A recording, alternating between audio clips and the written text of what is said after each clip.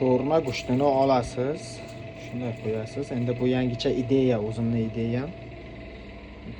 Buni olasiz, qo'yasiz. Ozgina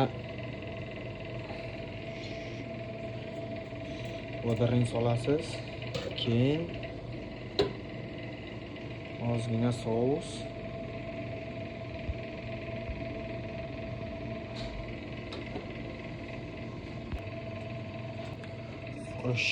Sho'rmani go'shtini tashlaymiz.